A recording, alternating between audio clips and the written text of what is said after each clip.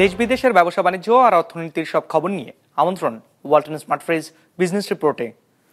রাজস্ব আদায়ে বড় প্রবৃদ্ধির পরও অর্জিত হয়নি লক্ষ্যমাত্রা। বাস্তবতা বিবর্জিত লক্ষ্য নির্ধারণের ফল বলছেন বিশ্লেষকরা। বারবার হোঁচট খাচ্ছে ডিজিটাল ব্যাংক চালুর কার্যক্রম। লাইসেন্সের জন্য আবেদন না পড়ায় 1 মাস সময় বাড়িয়েছে কেন্দ্রীয় ব্যাংক। তীব্র গ্যাস সংকটে 7 মাস ধরে বন্ধ ব্রাহ্মণবাড়িয়ার আশুগঞ্জ সার কারখানা।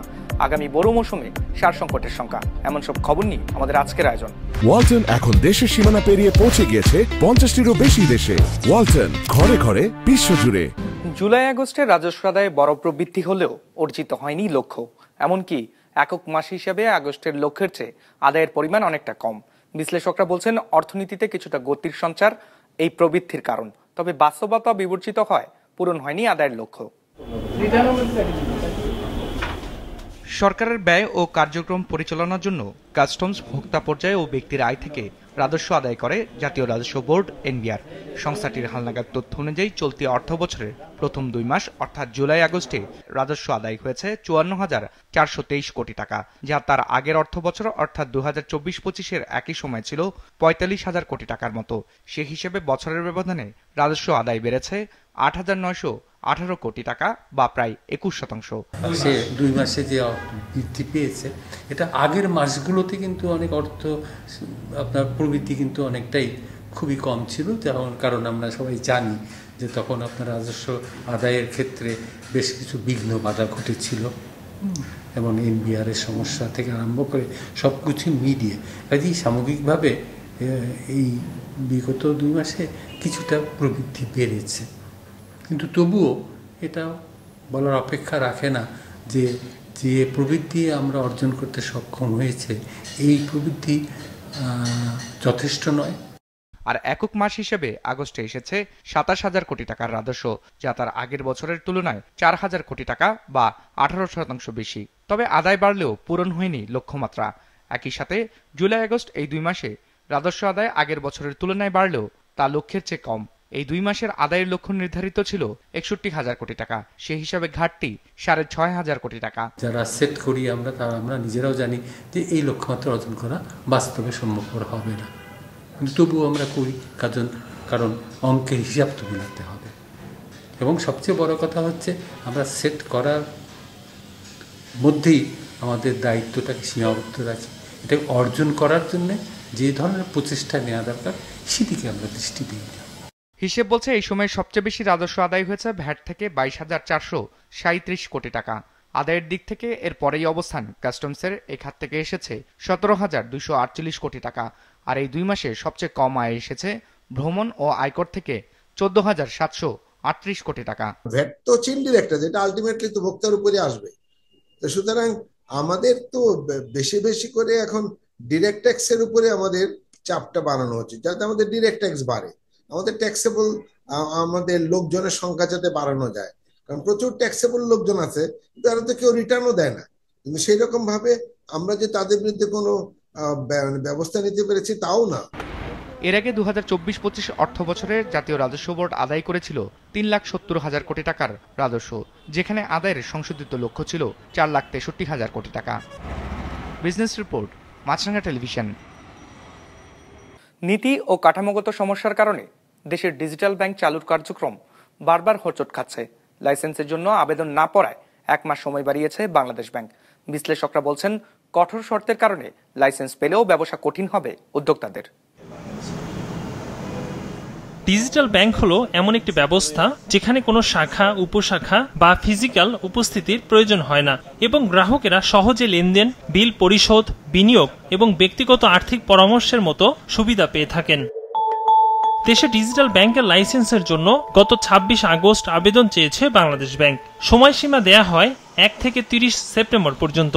তবে নির্ধারিত সময়ে আবেদন না পড়ায় তা বাড়িয়ে 2 নভেম্বর পর্যন্ত করা হয়। বাংলাদেশ ব্যাংক বলছে প্রয়োজনীয় শর্ত পূরণ হলেই অনুমতি মিলবে। খুব কঠোর নীতিমালা আছে এবং এই নীতিমালার আওতায় তাদের ইভ্যালুয়েশন করা হবে এবং ইভ্যালুয়েশনে কিন্তু এক্সপার্টরাই, যারা আইটিকে এক্সপার্ট এবং ফিনটেকে এক্সপার্ট, তাদের সমন্বয়ে এক্সপার্ট টিম করা হবে। তারা যদি ইভ্যালুয়েশন করে মনে করে যে এদের যোগ্যতা আছে ব্যবসা করার বা লাইসেন্স প্রাপ্তির, তবেই শুধুমাত্র তাদের লাইসেন্স দেওয়া হবে। কোনো স্বাভাবিক কোনো নেম অ্যান্ড ফেমের উপর ভিত্তি করে কাউকে লাইসেন্স দেওয়া হবে না।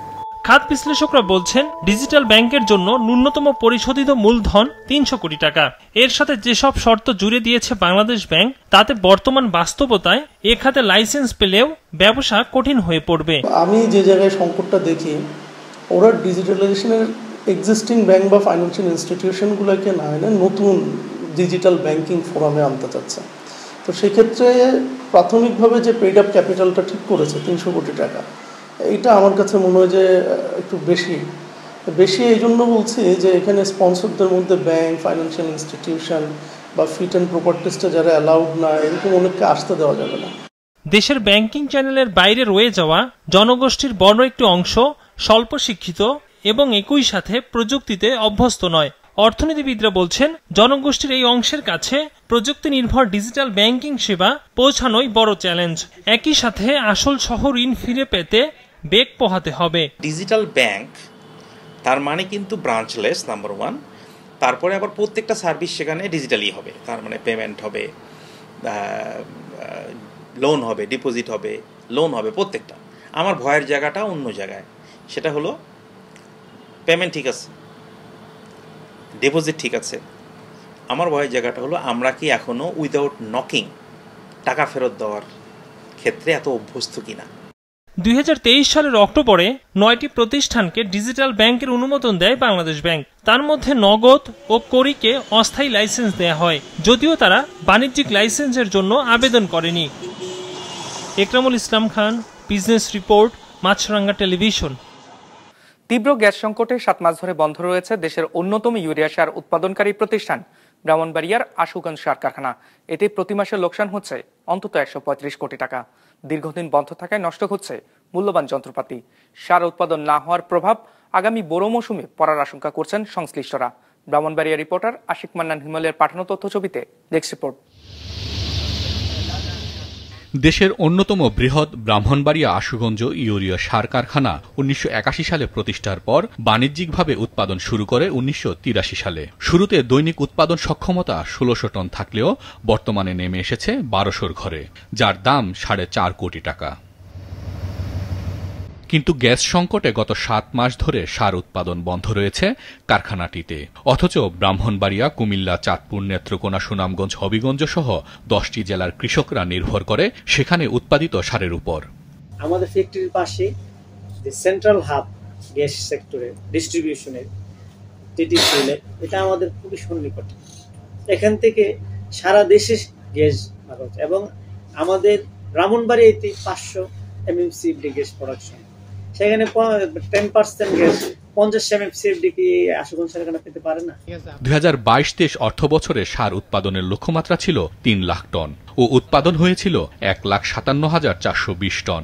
2023-24 অর্থ বছরে 1 লাখ টনের লক্ষ্যমাত্রার বিপরীতে উৎপাদন হয়েছিল মাত্র 48,453 টন। অথচ কারখানাটির উৎপাদন সক্ষমতা 4 লাখ টনের বেশি। কারখানা বন্ধ থাকায় বিরূপ প্রভাব পড়ার আশঙ্কা রয়েছে আগামী বোরো মৌসুমে। একটা প্রতিষ্ঠানকে আমরা বন্ধ রাখে তাহলে এটা দেশের অর্থনীতিতে বিরূপ একটা প্রভাব ফেলবে। আপনি আমদানি নির্ভরতা কতদিন চালাবেন?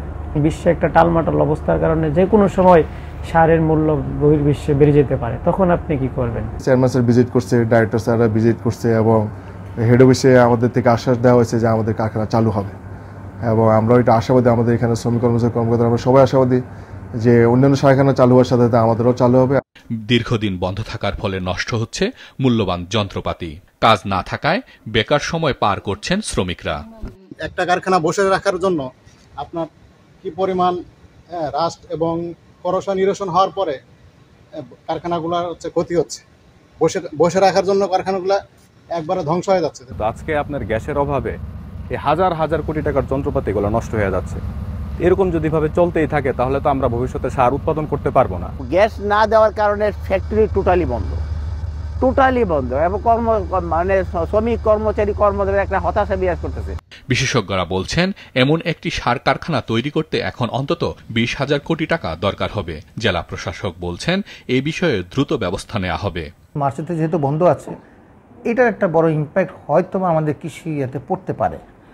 তার একটা বড় কারণ হচ্ছে যে দেশের যা ডিমান্ড আছে তার একটা অংশ, মেজর অংশটা যদিও ফেঞ্চুগঞ্জ সার কারখানা ইয়ে করে, তারপরও বাকি যে অংশগুলো আছে তার এই 4টা গ্যাসের সবগুলোই প্রায় বন্ধ এখন। গ্যাস স্বল্পতার কারণে এই 4টা এর সবগুলোই বন্ধ। তো এনিহাও আমার কথা হয়েছে অলরেডি, আমাদের যে কনসার্ন যারা দপ্তর আছে মানে মন্ত্রণালয়, ওখানে আমাদের সাথে কথা হয়েছে, এর আগে যোগাযোগ করেছে, সিদ্ধান্ত নেওয়া হচ্ছে গ্যাস ছাড়া। বাংলাদেশ ফার্টিলাইজার অ্যাসোসিয়েশনের হিসেবে দেশে প্রতি বছর গড়ে 26 লাখ টন ইউরিয়া সার দরকার হয়, যার অন্তত 10 লাখ টন দেশে উৎপাদন সম্ভব। হাসান মেহেদী, বিজনেস রিপোর্ট, মাছরাঙা টেলিভিশন। ওয়ালটন এখন দেশের সীমানা পেরিয়ে পৌঁছে গিয়েছে 50টিরও বেশি দেশে। ওয়ালটন, ঘরে ঘরে বিশ্বজুড়ে। আনারসের রাজ্য হিসেবে পরিচিত টাঙ্গাইলের মধুপুরে এবার পেঁপে চাষে বিপ্লব ঘটেছে। এই বছর উপজেলায় বিগত বছরের চেয়ে প্রায় দ্বিগুণ পেঁপে চাষ হয়েছে। আবাদ হয়েছে মধুপুরের 1056 হেক্টর জমিতে। টাঙ্গাইল প্রতিবেদক তুহিন খানের পাঠানো তথ্য ছবিতে ডেস্ক রিপোর্ট।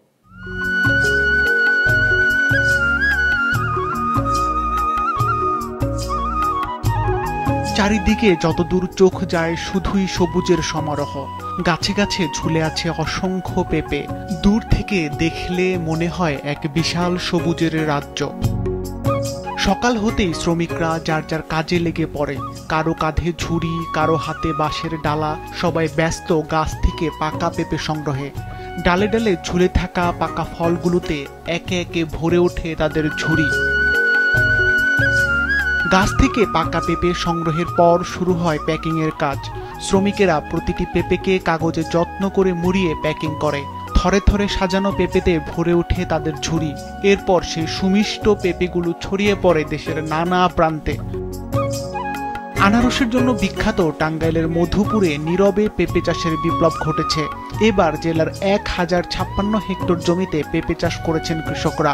তবে তাদের অভিযোগ, শহরে প্রতি কেজি পেঁপে 150 থেকে 200 টাকা দরে বিক্রি হলেও তারা পান মাত্র 40 টাকা। তারপরও এবার ফলন ভালো হয়, লাভের আশা করছেন তারা। 3 বিঘা জমিতে আমি পেঁপে চাষ করছি, সাথী ফসল হিসাবে এখানে আদা দিয়েছি। মোটামুটি ইনশাআল্লাহ এর থেকে ফলন অনেক ভালো। যদি প্রাকৃতিক কোনো দুর্যোগে যদি ক্ষয়ক্ষতি না হয় তাই আপনার পেঁপে মধ্যে ভালো লাভ থাকে।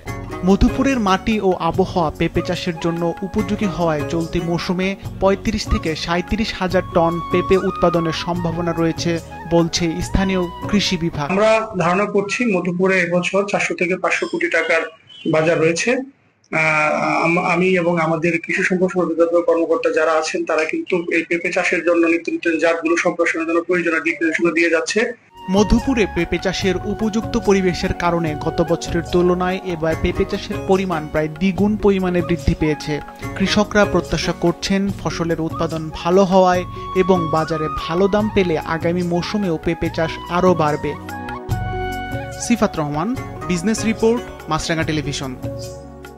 জলবায়ু পরিবর্তনের প্রভাব ও মানুষের অসচেতন কর্মকাণ্ডের কারণে কিশোরগঞ্জের হাওর থেকে হারিয়ে যেতে বসেছে দেশীয় প্রজাতির মাছ। কমেছে উৎপাদন, সংকটে জেলে পেশার সঙ্গে যুক্ত লাখো মানুষ। গবেষকরা বলছেন এই ধারা চলতে থাকলে হুমকির মুখে পড়বে খাদ্য নিরাপত্তাও। বিস্তারিত কিশোরগঞ্জ রিপোর্টার বিজয় এক হোকার প্রতিবেদনে। ভোর হওয়ার আগেই ঘাটে ভিড় করত মাছ ভর্তি নৌকা। হাঁক ডাকে জমজমাট থাকত কিশোরগঞ্জের করিমগঞ্জের ধনু নদী তীরের বালিখলা মাছ বাজার। প্রতিদিন কোটি টাকার দেশি মাছ কেনা বেচা হতো এই বাজারে, কিন্তু এখন বদলে গেছে সেই চিত্র। কমেছে মাছ, কমেছে বিক্রিও। জলবায়ু পরিবর্তন, নদী ও হাওরে পলি জমে যাওয়া, চাষাবাদে অতিমাত্রায় কীটনাশক ব্যবহার, অপরিকল্পিত স্থাপনা আর নিষিদ্ধ জালের ব্যবহারে মাছের চলাফেরা, প্রজনন আর আবাসস্থল ক্ষতিগ্রস্ত হচ্ছে বলছেন বিশেষজ্ঞরা। একসময় হাওরে 143 প্রজাতির দেশি মাছ পাওয়া গেলেও এখন টিকে আছে মাত্র 70 থেকে 75 প্রজাতির মাছ। জেলেরা মাছ ধরে তো মাছ খুব কম মারা পড়ে, এই কারণে মাছও এই বাজারে খুব কম আয়। কিছুদিন ধরে একবারে মাছ কম।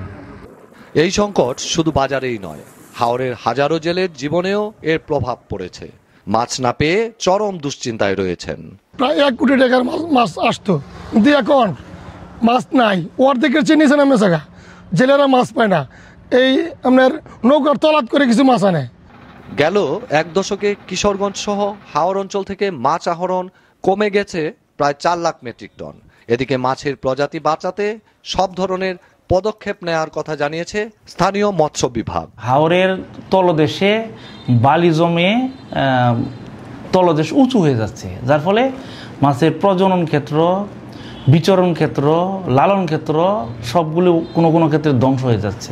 আমাদের অভিযান মোবাইল কোর্ট করার পরেও তাদের মতো করে এই নিষিদ্ধ জালগুলা ব্যবহার করে এদেরকে নির্মূল করার চেষ্টা করে মাছ আহরণ করে। হাওরের মাছ বিলুপ্তি ঠেকাতে সচেতনতা, কঠোর আইন প্রয়োগ সহ প্রয়োজন দীর্ঘমেয়াদী সংরক্ষণ পরিকল্পনা, এমনটাই মনে করছেন সংশ্লিষ্টরা। বিজয় রায় খোকা, বিজনেস রিপোর্ট, মাছরাঙ্গা টেলিভিশন। যুক্তরাষ্ট্রের সিনেটে ট্রাম্প প্রশাসনের ব্যয় সংক্রান্ত একটি বিল পাশ করতে না পারায় অনির্দিষ্টকালের জন্য কেন্দ্রীয় সরকারের কার্যক্রম আংশিক বন্ধ হয়ে পড়েছে। ডেমোক্রেট ও রিপাবলিকানরা অস্থায়ী ব্যয় প্রস্তাব নিয়ে কোনো সিদ্ধান্তে পৌঁছাতে ব্যর্থ হওয়ায় কেন্দ্রীয় সরকারের অচল অবস্থা তৈরি হয়েছে। কেন্দ্রীয় সরকারকে সচল রাখতে ব্যয় সংক্রান্ত বিল পাশ প্রয়োজন ছিল, কিন্তু নির্ধারিত সময় বিলটি পাশ হয়নি।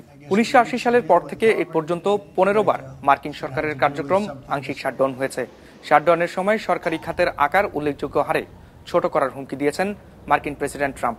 এর ফলে আগের শাটডাউনগুলোর তুলনায় এবার বড় ধরনের বিশৃঙ্খলা তৈরি হতে পারে। দর্শক, আমাদের যে কোনো পর্ব নিজেদের সুবিধাজনক সময় দেখতে সাবস্ক্রাইব করুন বিজনেস রিপোর্টের অফিসিয়াল ইউটিউব চ্যানেল। ফেসবুক পেজে লাইক দিয়ে আপডেট থাকুন ব্যবসা বাণিজ্যের আলোচিত সব ঘটনা সম্পর্কে। আর আপনাদের মতামত জানান কমেন্টস অথবা ইনবক্সে। আজ এটুকুই, বিদায় নিচ্ছি, ভালো থাকবেন।